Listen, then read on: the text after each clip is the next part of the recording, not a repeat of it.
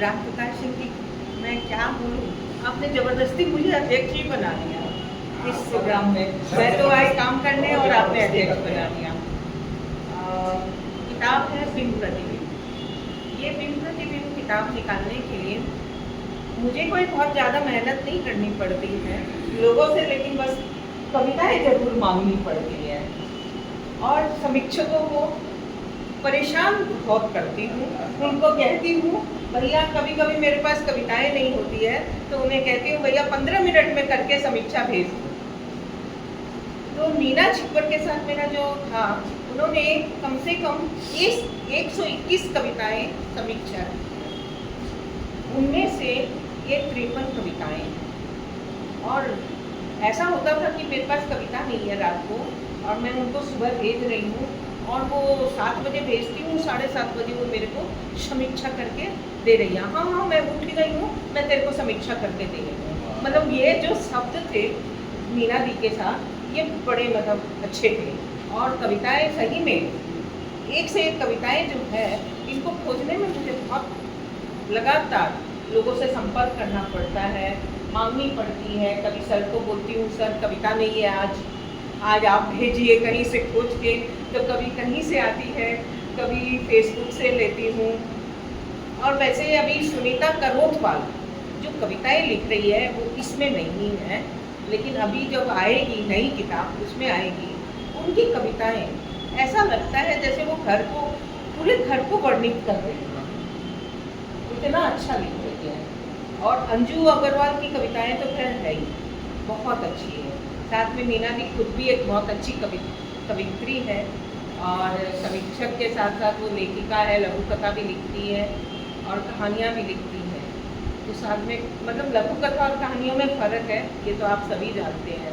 तो वो दोनों चीज़ें लिखती हैं और समझ लीजिए पूरे देश में उनको बहुत सम्मान भी मिला है, बहुत सम्मान पत्र भी मिले हैं।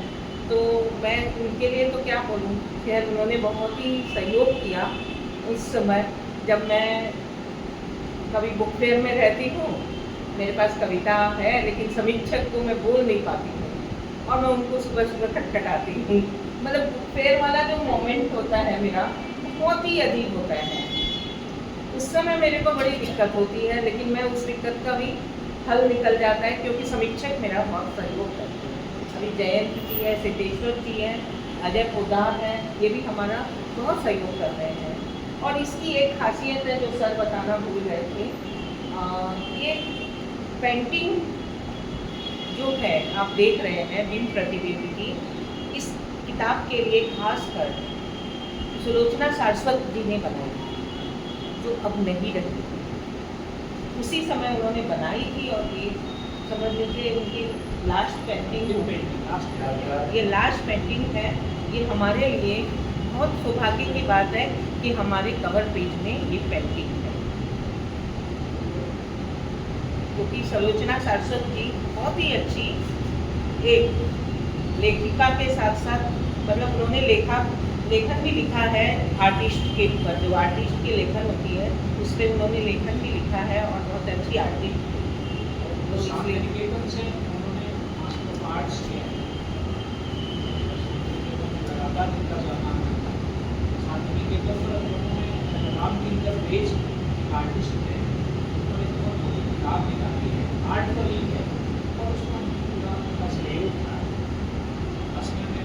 मैं आप लोगों से सबसे निवेदन करूँगी कि मेरे को 2141 दिन हो गए हैं कब स्त्री नामा निकालते हैं।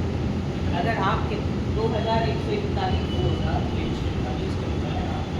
निकाल चुके हैं तो आप लोगों से मैं ये चाहती हूँ कि अगर अच्छी स्त्रियों पर आपके पास कोई भी कविता आए तो आप हमें ज़रूर भेज दें।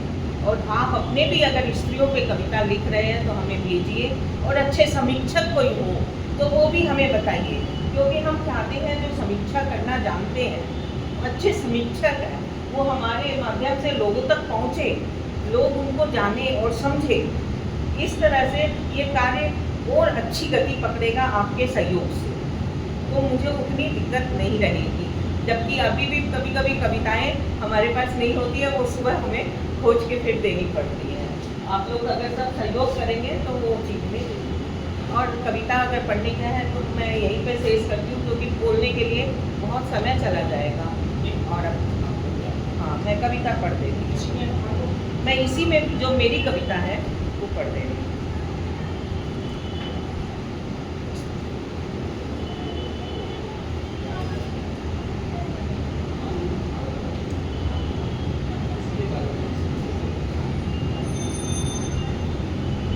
मेरी कविता का शीर्षक है क्या। तुम मुझसे प्यार करते हो?